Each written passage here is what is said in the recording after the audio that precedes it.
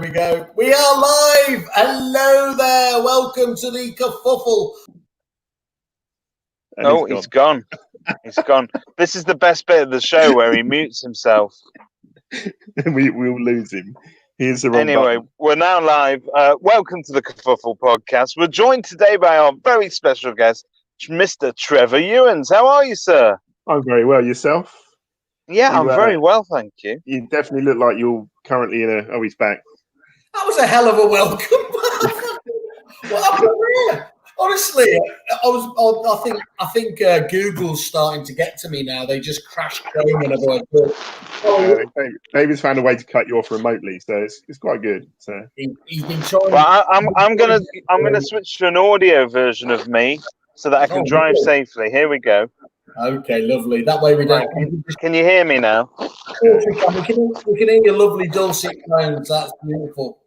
So you just need to mute yourself, Dave, when you're ordering that Big Mac. So. What do you mean you've got no chicken nuggets? I've been waiting here for 10 weeks. I want my chicken nuggets now. Sorry, guys, I'm busy. I'm in a meeting. Yeah, of course you are. How are you, Trevor? Are you okay? Me? Yes, yeah. I thought you said Dave. Yeah, I'm cooking on gas, mate. Slightly stir crazy now, so I'm a little bit like you. Like to sit in front of people, for meetings that are either good or bad, but you still sit there and have the conversation. Generally about I'm not getting it. They're talking about taking it down from 2 meters down to 1 meter. It's not close enough. I'm a touchy-feely person. Oh, yeah.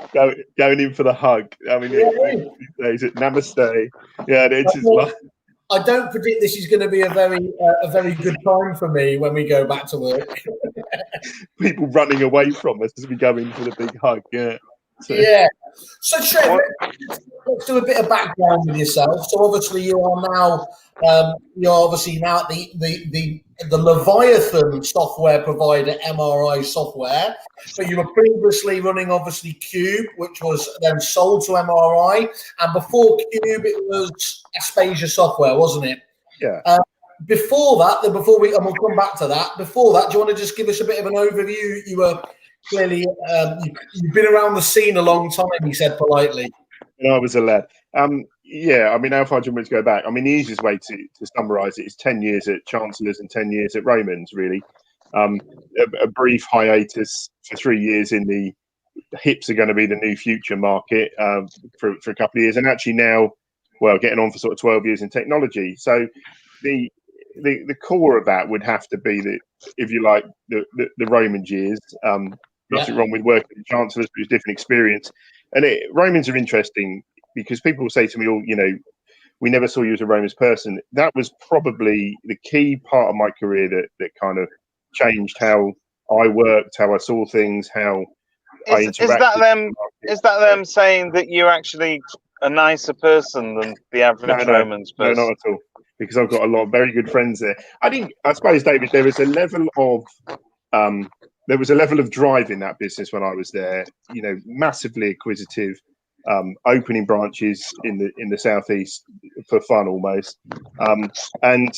However you view the reputation, the Foxtons of the home counties was very much a term that was used. Yeah, but it was 100%. Yeah, it didn't suit everyone, that style, and I understand that, but it turned them into a massively successful business, which I'd like to think I was a part of. Now, what I have experienced in my life, because I'm getting on now, is that I seem to be on the edges of success all the time. So I seem to watch a lot of people make enormous amounts. I was just so glad that you didn't complete the sentence by saying, as I get older, it's rheumatoid arthritis that kills me. It's success. There's that as well. No, edges of success. So yeah, you're right. It's killing me because I've watched multiple people make huge amounts of money around me in every career I've followed, and just been there peeping over the windowsill, looking through the window as everyone feasts on Christmas lunch. So you're like an estate agency version of Where's Waldo? I am. Yeah. Oh, I'm the millionaire's voyeur. I kind of just. So and why do and is it?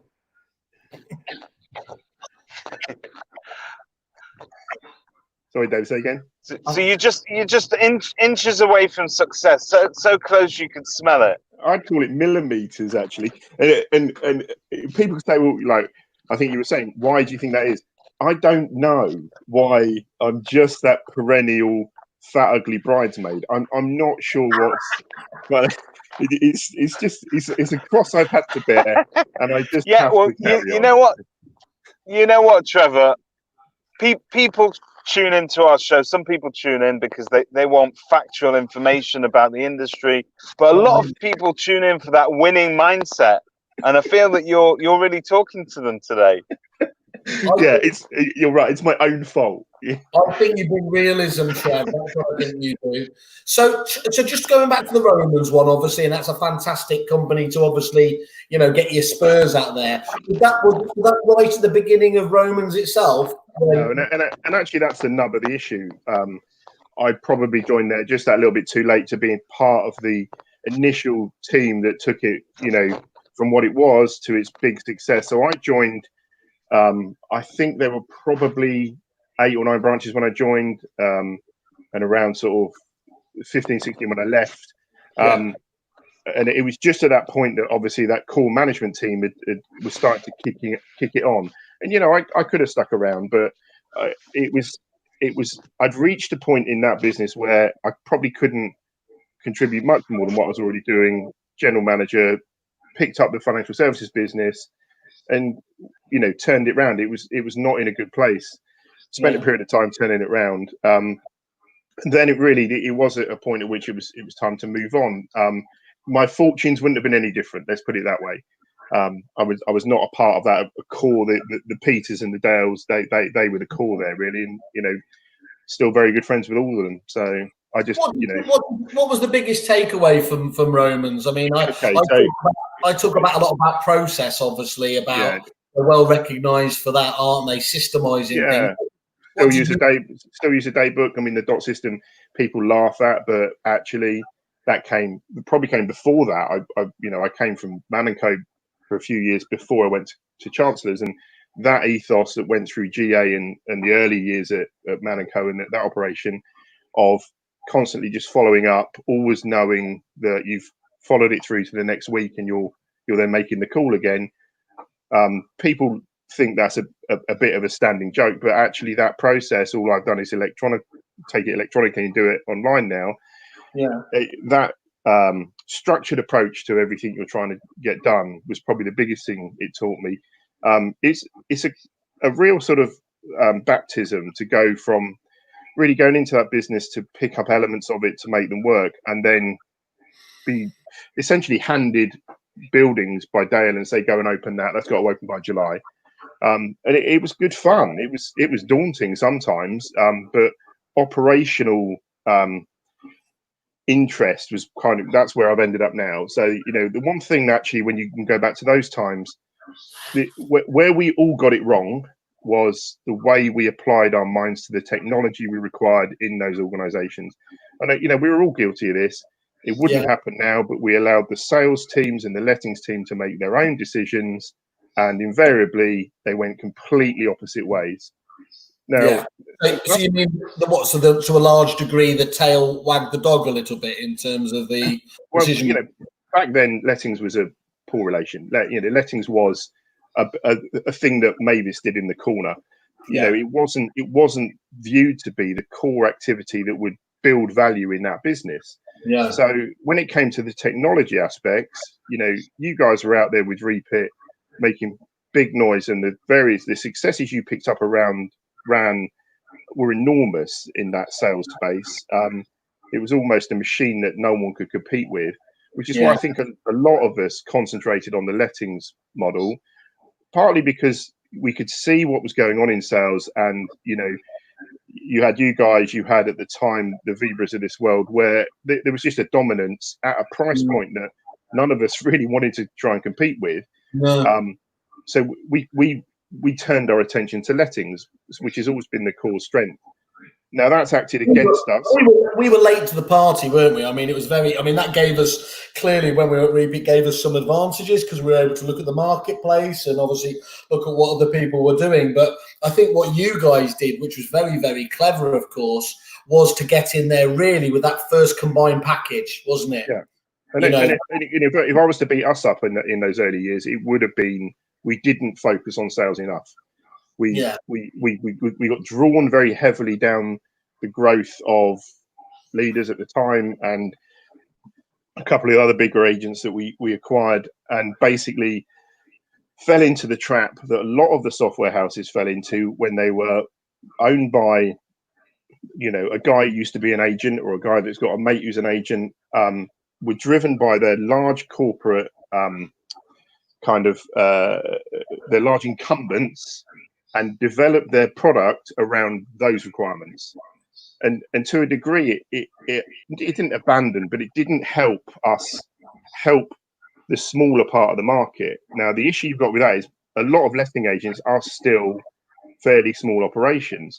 And that's where it leaves us a little bit, that it's hard to make the product accommodate the entire market. It's, without being too flippant about it, it's relatively easy to have a sales package that delivers what it needs to do. But making letting software that covers both corporate CRE requirements at that end with tens of thousands of tenancies, and the guy who's got 50, 60 in a branch that he wants to run well, it's really hard to achieve. Very different. Yeah, and as you said, with the problem with accounts is, of course, is the minute you're a penny out, your accounts are all kiboshed as well, aren't they? So you've got a little bit more of a forgiving nature in sales, haven't you, than the accuracy you've got to have in the world of accounts that you've specialised in. So sales is about the shiny as well, which we were going back to those days. You knew Stuart. It was never about the shiny; it was about the function. So if we were sat in front of a finance director or an MD where he just wanted to see the numbers, it was fine. But you sat in front of a sales director and it wasn't the right colour magenta, then you were done. Isn't it funny how much the systems reflect the business owners? I mean, I suppose it's unsurprising, isn't it, in their own, the way they act, almost the culture of the person there gets reflected back into package. And as you said, Stuart, he didn't bullshit, he didn't mess around, he was straight as a die, wasn't he? And I think you could say that about the early days of Aspasia. Certainly was very, very, very clear there. Just to clear something up for me, Trev, was Aspasia born out of that internal project at Romans developing the software? I'm sure I've asked you over a pint, but to my mind, I can't remember the answer. There is a lot of history to it. I mean, the connection with Stuart came from, I was at Romans at that time. Yeah. And we recognised in Romans that none of the products that we looked at that time suited our needs. And Dale, because, Dale was always a visionary, he said, well, let's look at writing our own. Now, it had happened that Stuart had sat down with me over a glass of wine. I knew him through our respective wives. That's the only way I knew him. And said the business he was running at the time, he could see the end to it. He'd met Larry Ellison and in a conference in Reading, and he'd looked at the internet as was coming. And this is mid-90s. And he knew the business model we ran, which was essentially a mailing house. They took punch cards from the bottom of magazine tear out things. I mean, the younger listeners won't know what we're talking about, but you didn't have the internet. You didn't log on and register. You basically tore a piece of paper out of a Home and Gardens magazine and wrote on it and send it in. And they used to take that information, handwritten information, and make punch cards from it and mail out to people swatches of paint samples and stuff like that for people like Crown Paints. And so it was a big business he ran, and he recognized that running a central mailing house was going to die. Had conversations around software, and got in front of Dale and began those discussions. Now, no one fell out. I don't even, people will remember, and Ed Mead and I were talking about this the other day. We're in probably our fourth downturn, sizable downturn that we've experienced. 87, 2001. There were a couple of others, obviously 2008, and now whatever we're going to see now. But 2001 was when all this kind of happened, and it just got a bit sticky. And quite rightly, everyone kind of walked away from the table and said, "Look, Roman's got to concentrate on the core and keeping that going." And actually, if you recall, so then obviously Stuart went off and did his own thing. By then, he'd been talking to a number of key agents. And there are some names now that we still deal with, that we've dealt with some wonderful owners and since day one, and they've stuck with us, and hopefully they're happy with us.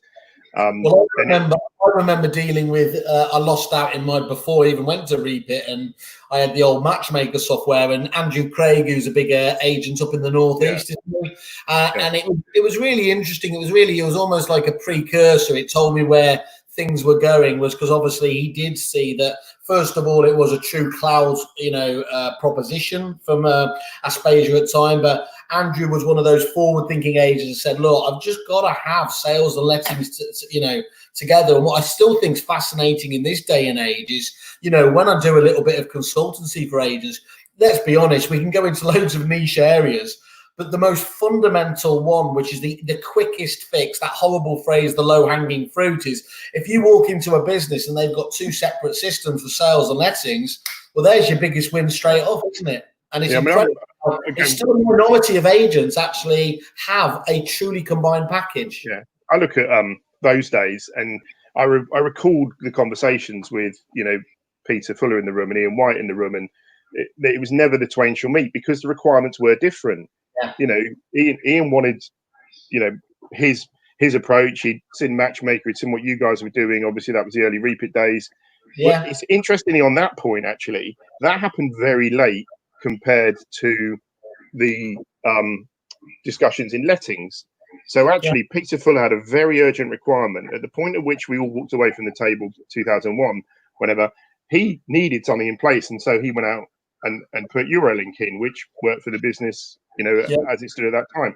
I don't believe Ian actually put anything into sales for quite a few years after that. We carried on using Cardexes. I comfortably think I'd probably left by the time the decision was being made that, what do we go to? What do we move to? And so you start looking at the dates around. I think when we did it, we did a conversion from some in-house system from a bespoke package that was still being used there, as far as I'm aware. I think they from memory, they'd gone down the route of starting to write something themselves. I think you're right. And I mean, when you look at dates on that, I mean, you're talking about crikey, you're generally talking about 2005 sort of time. When, I mean, that's 4 years after we all kind of walked away. So I know they didn't go down the route of like Repeat straight away, and obviously the rest is history. But when you look at businesses now, you're right. It's very easy to walk in and say, well, you need a combined package. But at the time, we were all failing our client base in that market because we all got drawn into we're strong in lettings, they're better in sales, and the symbiotic relationship that we established for some of the bigger agents like Knight Frank and Savills and stuff is bizarre, really, that none of us really cracked that single solution out of the box. And all of us are now trying to sort of deliver exactly that. But the movement of businesses that have become so huge and so dependent on systems is hard. I mean, I've just come off a call earlier today, and realistically, our focus probably has to be making sure that we are maintaining our relationships with those businesses. But we've got to get better at what we would deem to be the sort of independent middle market. So you've got the guys with 1-2 branches, and some of those are big organizations, don't get me wrong, but you've got the 5 to 50s are the ones where I think that we've got to make sure that our focus is on their requirements and how we talk to them about single solution, about how they cope in this different time. When I first joined Aspasia, as I say, 2008-9, we were just coming off the back of that bit of a dip in 2008. And we did actually migrate quite a few clients who were using separate systems onto single solution, cross-trained staff. And there's 1 or 2 businesses out there now that it would be unfair for me to name them, but I recall talking to the principals of those firms at the time saying, look, we've got 5 branches, we've got 50 staff. By tomorrow, it's got to be half that, and they've all got an hour to do sales and lettings. And so we need one solution. Yeah. Now, those companies arguably, actually, I feel, have probably improved their position in their markets and maintained them better than the ones that have used fragmented technology. But it's easy for me to say because, we have joined up solutions. I think you only have to look, though, don't you? Okay, those were people who were genuinely, they saw the future, they were specialising in lettings, but there was no doubt at all that the success of having that combined package and whatever else it was, Aspasia was fantastic obviously on the lettings and account side of things.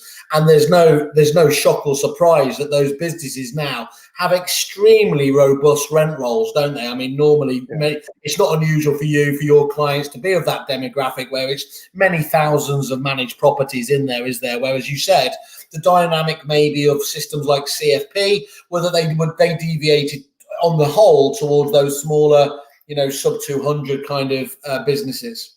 Yeah. I mean, I think you're right. And, you look at their client base and people like BT UK, and you'd almost love to get involved in that. But again, it was an early grab of hundreds of letting agents who, have they not been acquired by now, they're now running, successful operations who are very entrenched in the software they've got. And to a degree, I think that it's incumbent on us to actually make sure that we're trying to deliver something that's able to cope with all those markets, which I think actually, I'll bang on about it a little bit, but I would like to think that some of our peers, I won't call them competitors in this market, are not focused on this as product, maybe as much as we are. We're trying to evolve the product as, based around the requirements of our client base. And I don't hear that from other providers, but with one or two notable exceptions, and in fairness, one or two extremely strong new players that you see coming to market that when you look at what they're up to, you think, yeah, okay, that's interesting. 2 to 3 years, you need to have one eye on that. What are the issues we have, and you'll know this, is when you've spent 25 years writing product, it's very hard to pivot into, you either relaunch and say this is our new product, which is a sea change. It's like you may as well go to market and have a look around. If you're going to take someone from here's your product to this is our new one, that's scary because you're changing. Sorry, just a moment. That one thing I was going to say is that was always what we would have called the sort of Vibra approach, wasn't it? Yeah. Whereby, every 3 or 4 years there's a reimagining. It was much more similar, I suppose, to websites where you get a complete overhaul, don't you, based on the new tech. Mike Smithson, you'll know from Property Jungle, was on the other day, and he said because the technology changes so quickly in there that that's why you tend to get that sort of big project every 3 or 4 years. And I think that's true. And even today, kind of going into Zoopla, I know they're focusing heavily, obviously, on Alto at the moment and everything else. But that was a policy for time, wasn't it? But I think what you're saying there is we always saw that as a real positive, because you're quite right. The minute you start saying, well, actually, you're going to need a data conversion, or you're going to need to change the way you do it, you might as well just say, have a look at every other product in the marketplace. Yeah, and you're driving your own client base to market. I mean, what we're trying to achieve with product now is, the big message we're trying to put across is we're hugely improving UI and experience, but it's still the same core data. You'll wake up the next day and your product's still the same. And that's not easy to get right. And I'm not going to say we're the panacea, because you do stuff and then people go, actually, we used to do it this way and we quite like that. And we'd be like, yeah, but that was ugly. Yeah, but that worked for us. And I mean, that leads on to another point, really, where not all agents are the same, and they all tell us this. Every agent you talk to is how we're different.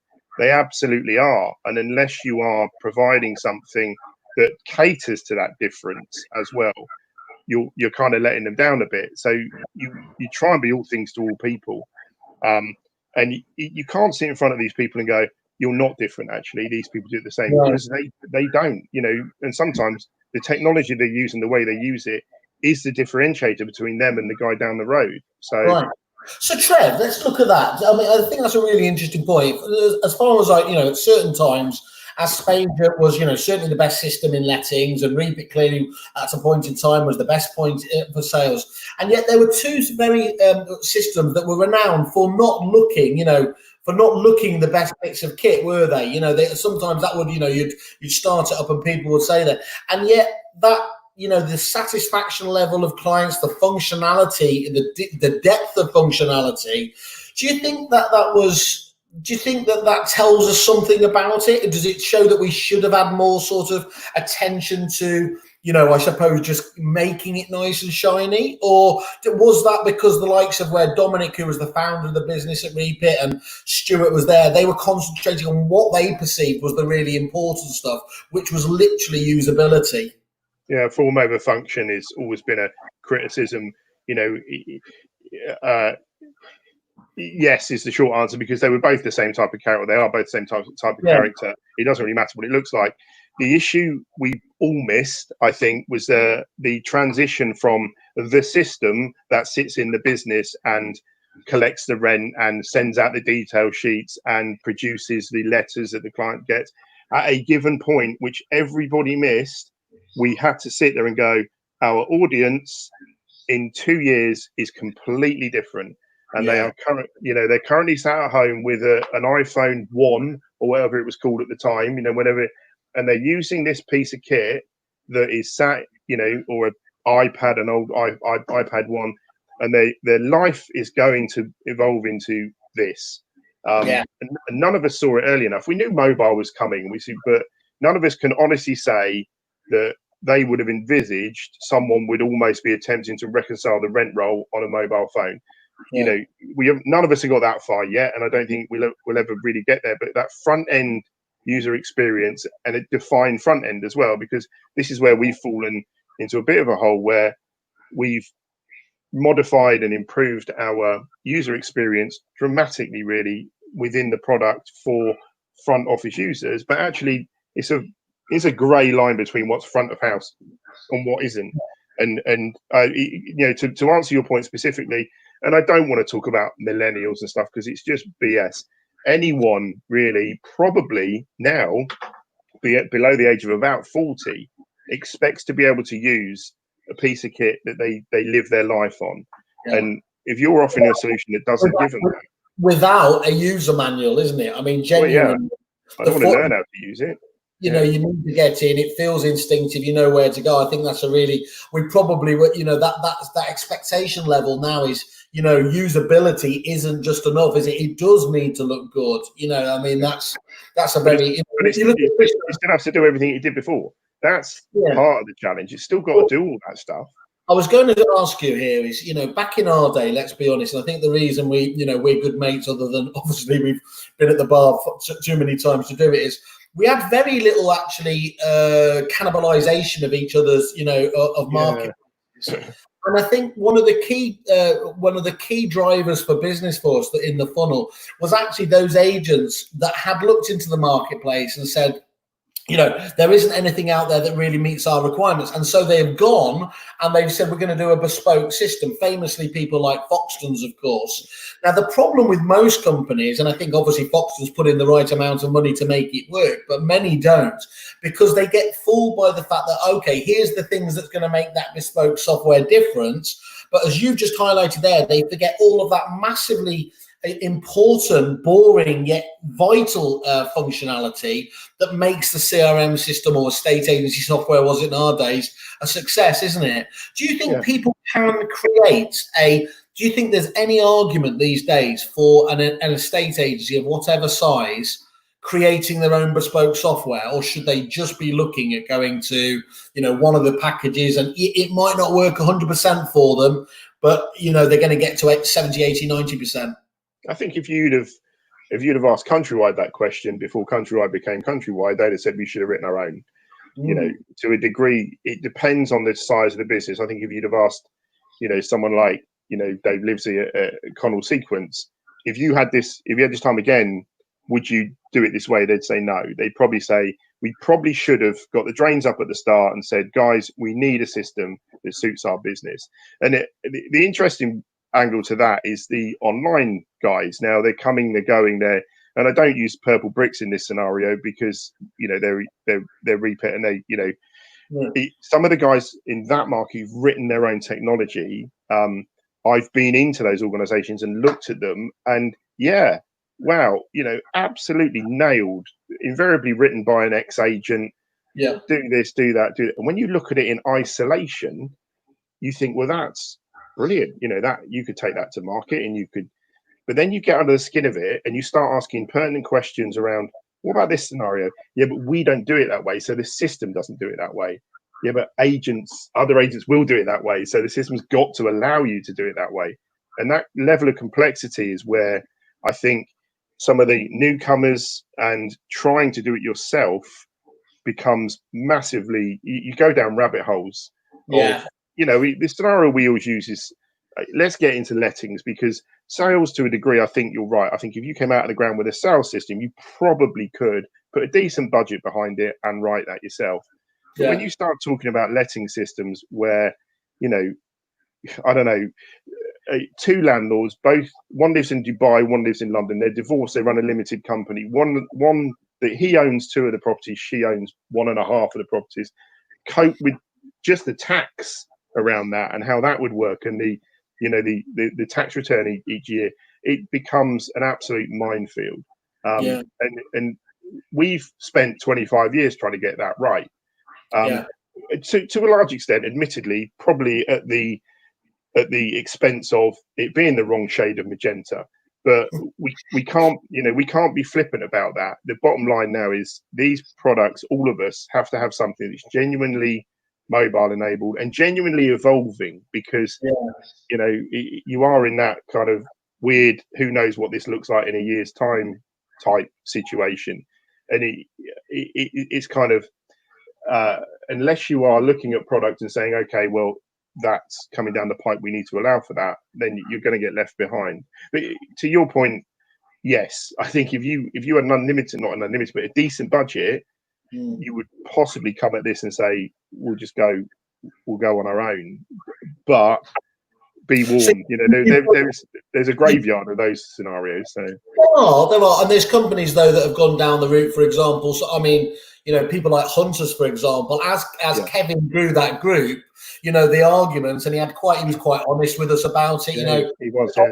As they added more and more offices, it becomes quite compelling, doesn't it, to actually be able to have that control yourself. I think for me that the reason why I've always, obviously, I was biased back then, but advised against bespoke is, if you have the bespoke sort of elements, you're only ever as good as the people and the ideas in your own business.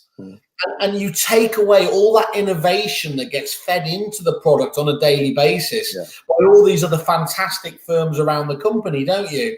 And yes, you can try and look what's happening, but you're never going to, the speed and that osmosis of ideas is something that's very hard to replicate. Yeah, I mean, Kevin's a classic example. I always left his office feeling that, like, you almost felt like I'd inconvenienced him. Classic politician is like, thanks for your time. It just like, and he won't mind me saying, but you knew you were never going to really get anywhere. You'd always feel like you'd let him down a bit by even taking some of his time up to have the conversation. And Cube in that business that does seem to deliver everything that they're looking for. Interestingly, I think that it leads you on slightly to discussions around partnerships, because I bang on about this, but genuinely for this innovation stuff, it's fine if you're writing core, but if you see something or encounter something you think actually that's something that would take us X amount of time to get to, then you've got to start to seriously consider how you'd potentially partner and make the solution work with that in parallel. Now, partnerships in themselves are naturally difficult, because as soon as you start a partnership, you get an expectation of it's, single sign-on, maybe, great. I don't really want 2 systems. And actually, when I see it over here, I want to see it over here. And then it gets really heavy. It's like, okay, hold on, guys. We're integrated, but we're not going to start replicating everything that's in that system. And then the agents are like, oh, okay, how many of these things do I have to buy? Yeah. So I get the fact that, you've got a core product set and then you want to grow off of it with partnerships with other offerings. But I think where the Hunters business seems to be quite receptive is they can take Cube and evolve through partnerships. And more, I think we're going to find that happening with some of us potentially concentrating quite hard on the core and offering our own solutions around that. But some of these areas where it's just not in our bag to try and do will be driven by partnership. I think I saw one of those ones with Hunters, wasn't it? I believe Techlet, that the portal specialist. That's a good example of that, isn't it? Actually, there where you do build on it, and well, let's talk about that, because obviously when we did the survey with all of those, so many of those agents, and we looked at what their biggest frustrations were with suppliers. Second on the list, unsurprisingly, was that. There's just too many suppliers who don't integrate with one another. Famously, my old company Repeat has created the pass system, which was getting a whole lot of different noise. I think we both love the guys over at Agent OS, the old Let's MC guys. Always had a very open attitude in terms of their Resi, although they're not obviously in the letting space at the moment. Pride themselves on the API there. You have a very robust integrations, not just methodology, but viewpoint as well, don't you? And I'm sure he wouldn't mind saying that Raj, the CEO of FixFlow, spoke about very positively about how MRI and its toolkit for integration is very robust. Just talk us through what MRI's approach is to third parties.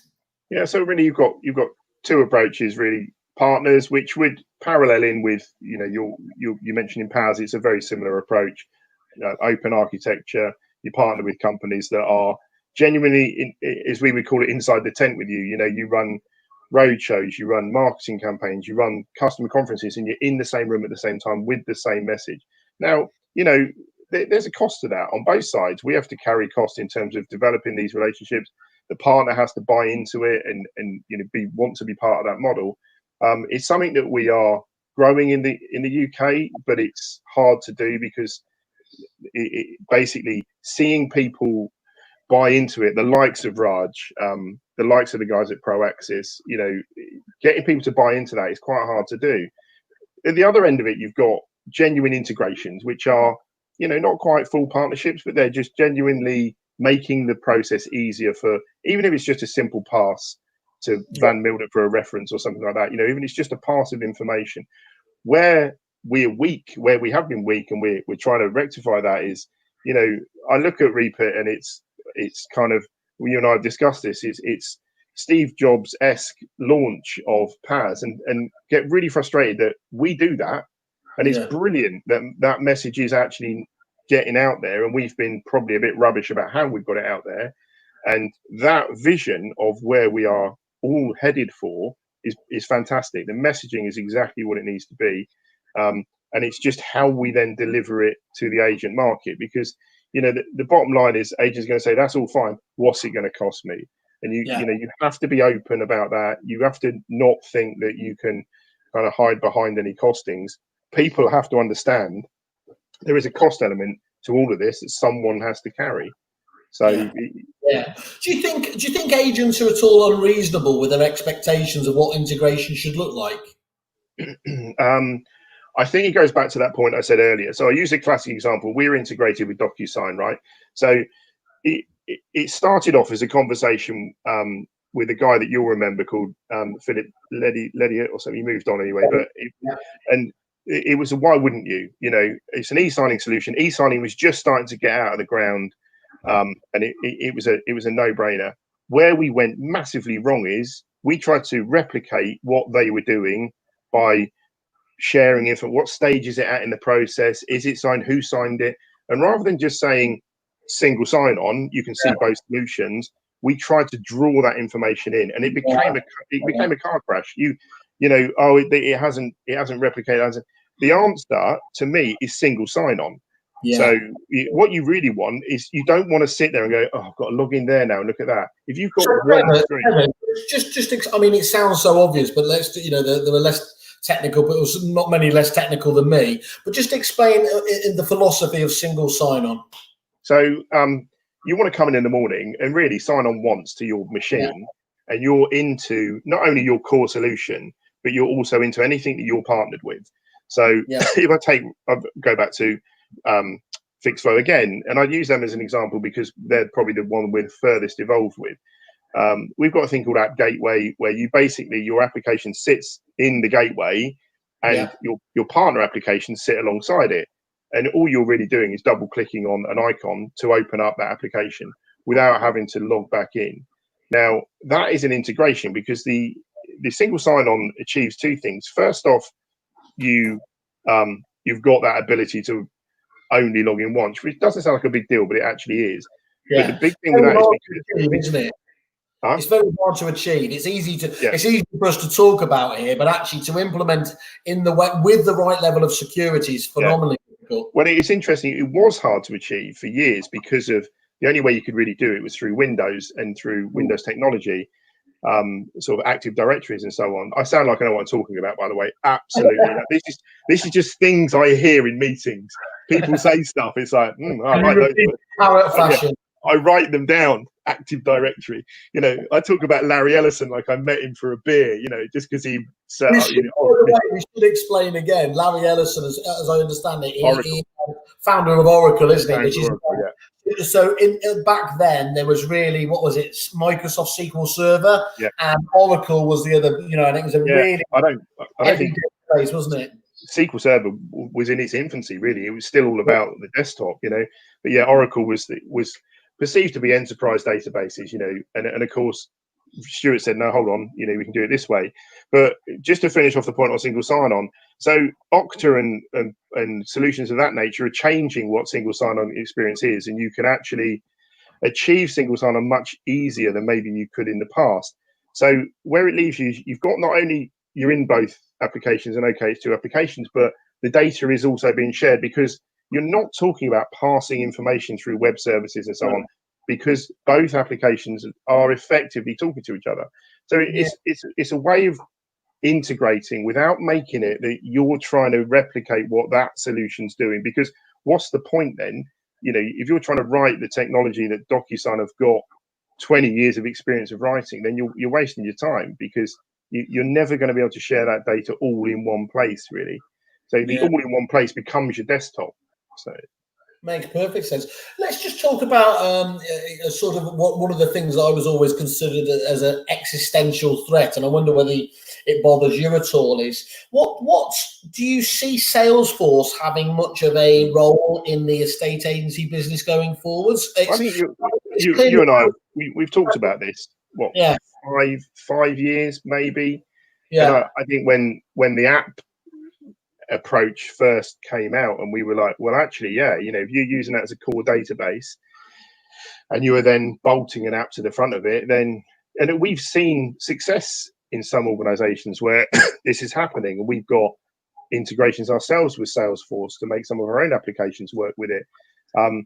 Salesforce is a very powerful tool, but the issue you've got, I think, with them, and we'd be criticized for this to a degree ourselves, we all would, but Salesforce is that core. That's what it comes like. That's what it's out of the box. Now, you can demonstrate that in the agency market in a really strong way because you can pare it down. There's someone that's selling it. You can pare it down and make it look like any one of any application. As soon as you start buying it and start wanting to actually take things out of it so that people can't see it, your costs start to escalate dramatically. So, they start from a core cost that doesn't sit much off what we all talk about, and don't get me started on cost because we all got caught up in a drive to the bottom on that, and we shouldn't have done. But the core application itself demos well and sells well.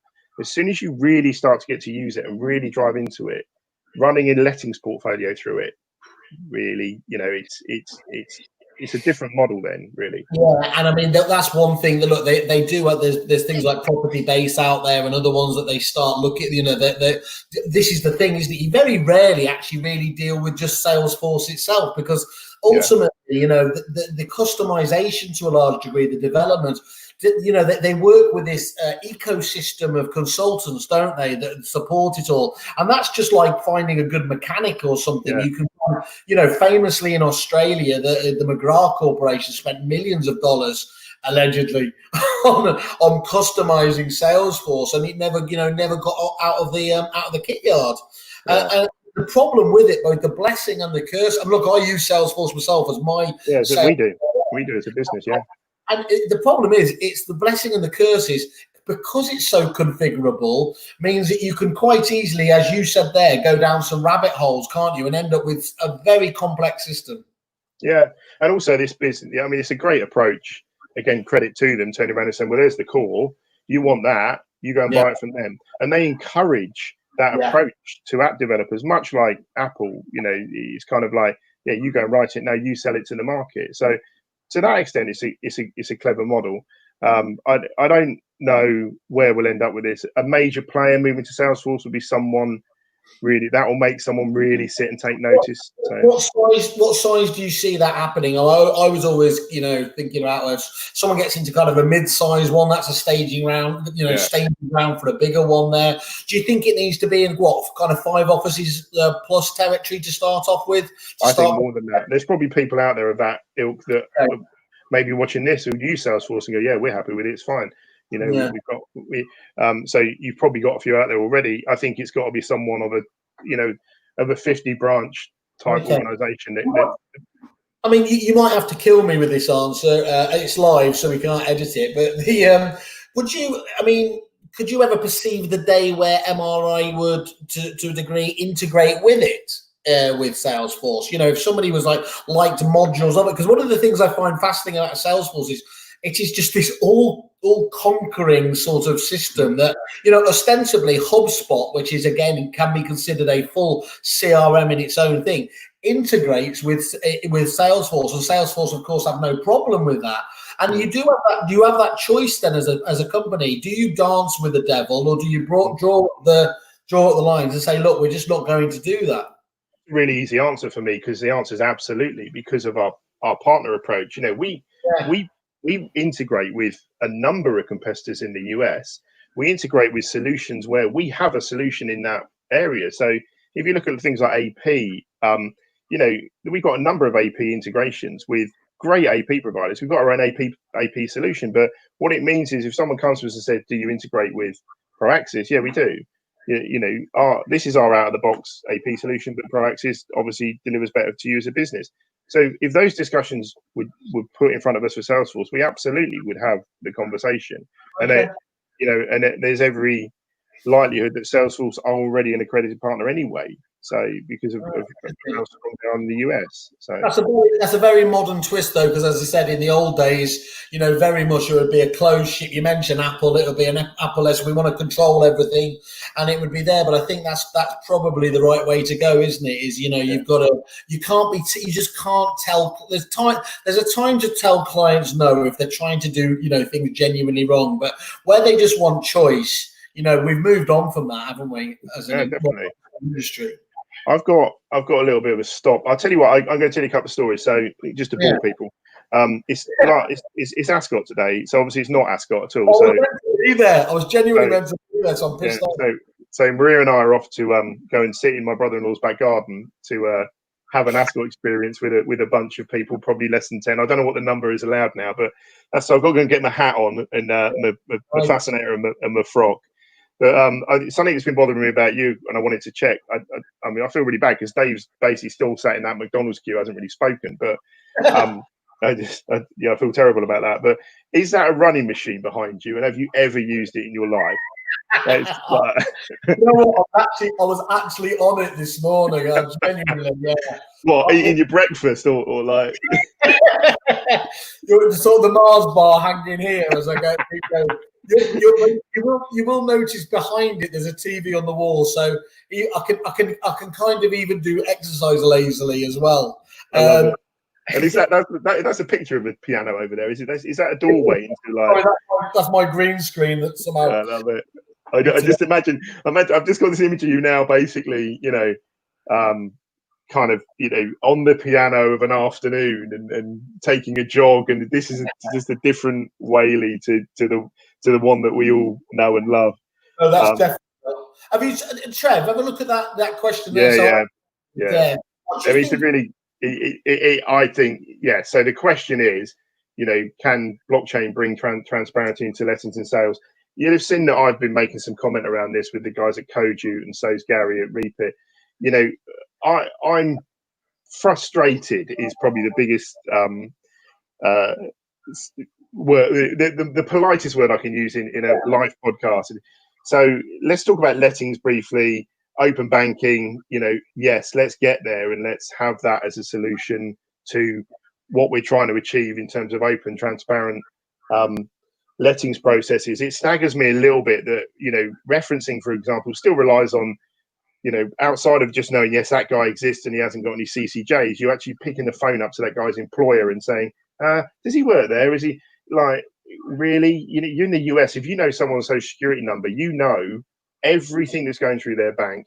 You know whether they, what guns they've got and what convictions they've got for anything as small as spitting in the street. Over here, our privacy laws stop that to a degree, and I get that and I respect that. But we've got to get to a point where, in the lettings process, you're not relying on that kind of maybe he's right, maybe he isn't. You've got that information in front of you. Sales, sales is a classic, isn't it? You've got fintech that's evolved over the 10 years. I came from financial services and I filled in application forms for the Abbey National, and by the time I was leaving, they were getting there. And I think whilst there is still work going on in the background, that ability to apply online, understand your mortgage application, get the online valuation to a degree, that's moving the right way. I mentioned it earlier, I came from 3 years in HIPS. Now, HIPS were ill-conceived and ill-delivered. I get that. But when I look at what the guys at Sprift are trying to achieve in terms of that upfront information on property, surely the gap we're left with is that and that's the strongest word I'm going to use, conveyancing piece in the middle, where you've got your person, you've got your money, you've got your information, you've got your searches, that's handed to a potential buyer before you even start, and no money's wasted. Oh, I don't like the look of that environmental survey. Fine, don't buy it then. Rather than finding out 3 months down the line that the environmental survey is horrible. But what you're up against, what you're stuck with to the blockchain question, is that conveyance, that movement of a document over someone's desk that says that, this person has the right to drive cows across your front lawn, which was established in 1672. The reason why the Americans can ensure that process is nothing's older than 400 years there, so you don't get those kind of issues. We pictured a time, it was naive, but where you were able to actually say, well, we've insured the process, the money's in escrow, there's your title insurance, you can move in tomorrow. Now, I'm not naive enough to think that we get there, but if I can come out of this business, hopefully in the next 20 years, when I can afford to retire, so it'll be 30 years probably, and see that part of the process has been fixed, because I've been on the government discussions about it. I've been sat in the rooms with the lawyers where it's like, what you've got to think of is this, conveyancing to me has to happen. There has to be a conveyance, a legal process. But why has it got to be so turgid? Why has it got to take so long? So much of that process is now automated. And okay, you have to get in a car and drive to some of these local authorities to get the local authority search. It's rubbish, but you have to. But the conveyance of that building from one person to another, we talk about blockchain being a solution, and Koju are very much about blockchain. The reason we are dealing with those guys is they do seem to be the first ones out there, and people would argue this, who are trying to get hold of that whole thing and take it end to end. And we all know that the blockage is going to be that wet signature or that look at a lease. Lease technology, again, we own a lease technology reading organization. It's fantastic. Invariably, they are still, to a degree, someone's got to read that lease. But if that lease has been read once and is now on record, then that record exists, and therefore the next person should be able to rely on that lease as being read and highlighted. These are the issues, away you go. Why aren't we there? It's lucky I don't sit on any of these government quangos, because I'd start throwing water around and walking out the room, because we've spoken about it way too long. And to me, that's the piece that's missing. Yes, there are other bits, but to answer very quickly the question around blockchain, call it blockchain, call it what you like. But what John Reynolds and the guys there are trying to get to is, you must be able to do this, guys. Now, it seems they're engaged with lenders, with conveyancers, with government, in the right way. So hopefully, that's the way we're moving. But Who knows?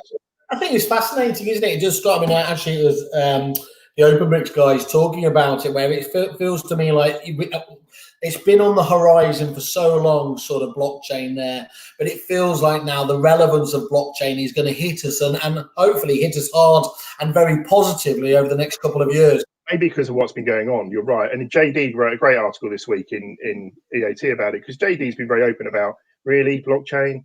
And I agree with him. It's like we talk about it being blockchain, but if we are starting to tick off those requirements, how cool would it be to have an agent who could sit there and say, that guy wants to buy your house, and potentially in a week they could be walking in the door. I know it's not realistic, but it's how it has to evolve forward, really. I'm bored of blockchain. Cryptocurrency is where it's at, my friends.